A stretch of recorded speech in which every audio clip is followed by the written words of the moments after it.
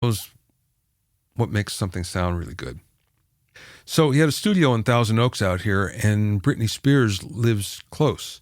And she decided that she didn't want to go into Hollywood to record her vocals. So they rented the studio out, and he figured, okay, Britney's a big artist. I'm going to get her the finest signal chain. And he went out and he rented a beautiful C12, or it was a 251, one or the other, but, something really great. And it went through his Primo LA2A and 1073 that he had, just the best signal path. And he listened to it and he thought, yeah, this sounds really good. So she came out, and now there were different engineers and producers coming in. He was just kind of standing in the back watching to make sure it was going well. So she came in to do her vocals, and she started to do the first one, and he was mortified how bad it sounded. And he's thinking to himself, there's something wrong somewhere. But nobody says a word. Nobody says a word. So he doesn't say anything either. And it goes like this for the whole session. So finally, everybody leaves, and he goes, I got to find out what's going on. So he goes over there, and he speaks into the microphone, and it sounds horrible. He's thinking, what is going on here? So he goes over to the producer's template that he's using to record through. And there's 5 plugins on it, one of which is a saturator, but 2 EQs, one boosting at 3K, the other cutting at 3K. And it's going through so much crap. He goes and he bypasses everything. There's the great sound. But they never listened to it once. They just, these are the plugins, this is my template, this is what I always use, I'm going to do it. They never listened. Yeah. So, I got to think when it comes to that, there's technique here that people should know that is pretty basic that they're overlooking. Listen, just listen.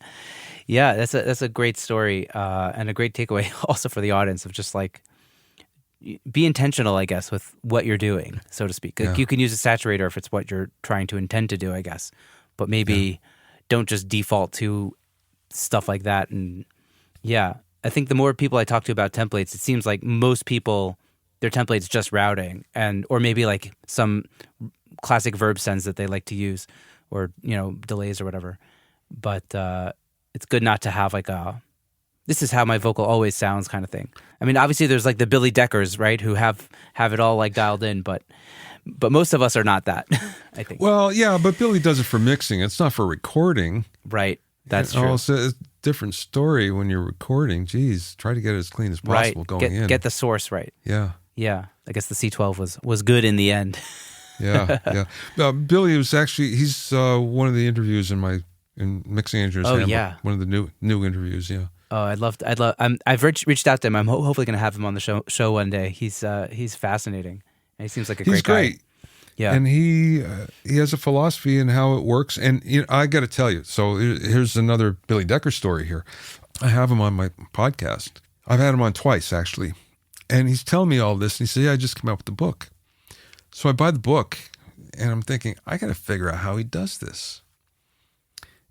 And I'm looking at this, and I'm thinking, well, there's a bunch of things I wouldn't do, but okay, let's try it. And I do everything he does, and it sounds a lot better. It just sounds better than what I would have done. It's like, well, okay, how can you say no to success? Right. Matt, it's funny, I had Matt Boudreau on the show as well, and he told me the exact same thing. He's like, I got to try this. He did literally every single thing that Billy lays out in the book, and he redid mixes that were already approved with it, and he was like, oh, this is better. I guess I'm using this. Yeah. Amazing. Yeah. I got to get my hands on that book and check it out at some point. Yeah, it's good. And again, I don't use everything that, he says, but a lot of it is good. And a lot of it, I scratch my head. I'm thinking, are you really sure? Right, works? Yeah. A lot of like classic old Waves plugins and stuff like that. Well, it's that, but, there's also some EQ that Nashville engineers approach things differently than anywhere else. And they do have a way of doing things. Like, for instance, this is a Nashville bass sound, and everybody kind of has those settings, and they pass them around. I don't see that anywhere else. Uh-huh. But they definitely work, and they work for more than that one genre. Uh-huh. That's neat. Very, very cool. Amazing. I have a couple more things I want to get to before we wrap, because I know that you've got a bit of a time limit. So let me just do one more question, and then we'll get to the sauce segment. I'm curious about your thoughts on NFTs, because kind of like Atmos, I'm a bit of like I'm not quite sure how I feel about any of these things, and people are saying these can help independent artists. And I know that you also believe that major record labels still have an important place in the music business. What are your thoughts on this whole NFT thing, artists and people kind of making a living potentially off of their existing fan base? It's a fantasy right now. Now, when it comes to NFTs, I can't say I have a lot of experience, but I do know some of the smartest people in that space. And I get a lot of information about it. Now, these smart people, in fact, work with sports teams and sports leagues. Now, where that really differs from music is what they're making is essentially digital trading cards. So it makes sense because now people will buy an NFT where they might have bought a trading card before, and then they'll want to fill out the whole team, for instance. So this starts to make sense on that level. For musicians, for artists, not so much. Because, and yes, there were some initial successes, some big successes in the beginning. Grimes is the one that everybody points to. But that's really, really taken a fall since then. And there's not a lot of turnover these days in the music space anyway. The biggest reason why is it's not a technical issue, it's a legal issue. Who owns what? How do you follow it through? Who owns the copyright? Has everyone actually signed off on it? If you as an NFT owner don't own the copyright, well, what do you own? Right. Nothing. So maybe. Yes, right. So, now we're coming down to the nitty-gritty of all this. Wait, there's more than just minting this thing and selling it, because it's all about rights. Who owns it? And if I'm a songwriter, don't forget there's lots of rights involved. So the artist can say, oh yeah, you own the rights to this song, or an NFT to this song, but then, or the album cover, or whatever. But don't forget there's lots of other people involved in this that also have to sign off. Has everyone signed off on it? Yeah. That's the problem. That's where we're at. So, you can see it works in certain sections and other sections it doesn't, at least yet. Interesting. Yeah, it seems like, I don't know. It's like, I feel like there's way too much excitement almost. It's like, I think everyone's like looking for the next big thing kind of thing. Like, I feel like everyone's looking at NFTs like people looked at the internet 20 years ago or something, or maybe should have looked at the internet, but it doesn't seem quite, I don't know. I feel a bit more meh about it than maybe some people do. I hate to be the skeptic, but who knows? Like, anything's possible. But I guess I don't understand. I mean, I don't know what there is to understand about the technology. It's like I kind of understand it. I've heard it, and I still don't fully understand it. You know what I mean? It's like, okay, I get what this is, but like, why is this better than, I don't know, something else? Well, this is a whole extension on the blockchain some Yeah. And for about 2 years, every couple days, I was getting a press release, I was getting a phone call, I was getting something I was getting a pitch from someone saying, oh, we have this new blockchain technology that's going to change music forever. And it came to the point where it's like, please don't mention blockchain. Yeah. It's an underlying technology, and that's fine, but it's not a feature. So don't tell me it is. And now it's kind of gone the other way, where it's like, okay, well, the NFTs are built on blockchain. You don't hear so much about that. Now it's like, well, this is something that we're using the blockchain on. Oh, great. But wait, you're not really. Because again, remember what's on the blockchain is not let's say it's an album cover. It's not the image. It's just the ledger. It's not the image. It's just a link. So it's not what everybody thinks, at least not yet. And I'm not saying it won't turn into something, because it might, but right now, no. Yeah. There's something that's a little pyramid-y, schemy about Yeah, right. the whole blockchain thing. I don't want to, like, I don't know. I'm not smart enough to, or knowledgeable at least enough in this kind of department. Like, it hasn't piqued my curiosity as much as it's piqued a lot of my friends' curiosities.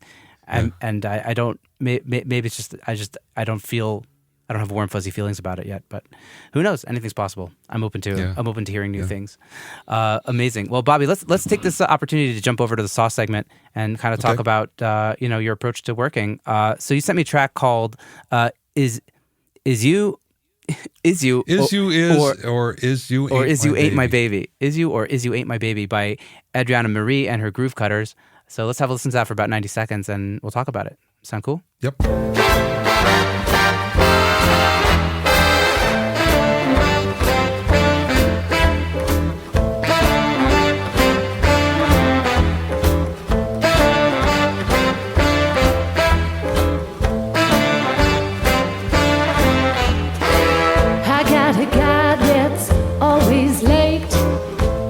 Anytime we have a date, but I love him. Yes, I love him. So I'm gonna walk right up to his gate, see if I can get it straight, 'cause I want him. I'm gonna ask him,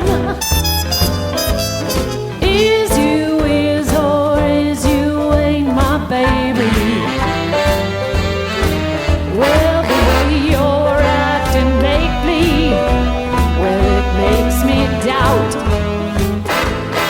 Yours is still my baby, baby. But it seems my flame in your heart, well, it's done gone out. All right. Wow, Bobby, it sounds awesome. It's got that classic swing. Vocals sound great. I love the horns, the trumpet, and I think you told me that there's some Tower of Power guys in there. Yeah, I chose this for a reason. A couple of reasons, actually. One, this was actually kind of a minor hit. It was number 2 on the Billboard Blues charts, the album. So that was a cool thing. But the story behind this I thought was really cool. The horns especially. So the horns sound great, and it sounds like a big section. Yeah. It's 2 guys. It's a trumpet and sax. It's Lee Thornburg and Mark Guza. And what happened was I was a producer, but I didn't really realize what was going to happen here. And also the other thing is this was all done on tape. It's the last thing I've ever done on tape. Oh yeah. And it was the artist that really wanted it. So anyway, she said, I have some friends that are going to come in and do horns. And whenever I hear that, it's like, oh, okay, what are we in for? Oh boy. For me, it's when they say, we're bringing in my violinist. I'm like, oh no. Yeah, right. But I knew these guys, so when they come in, it's like, oh boy, yeah, okay, this is going to be good. So Lee, who is the arranger, he sits down and he says, okay, play the song. We play it once. He's thinking. He says, okay, play it again. Play it again, and he's writing. He says, okay, give me 15 minutes. And he goes in the lounge, and he does the arrangement in 15 minutes. Oh, my God. So then the 2 guys come out, and he says, okay, we're going to do lots of overdubs on this. So, okay. You just tell me when here. And he basically produced the horns because he would know when things are right and things are wrong. And he'd say, okay, we're going to do another pass. Oh, yeah, okay, we're going to do another pass. And it came out sounding like that. It sounds like a huge horn section. And it was just a lot of tracks of 2 really great players. Amazing. Yeah, it was really a very cool experience. I mean, it always is working with great players. But this was especially cool because he had no idea what the song was, and he did it in 15 minutes. That's incredibly fast. It just shows that how experienced this guy was. He just does this all the time. Bread and butter. Wow. And did you get them to stand further apart from the mic, closer, kind of get more depth, or was it just straight up into the microphone? Yeah, we did a little bit of that. But it was just two mics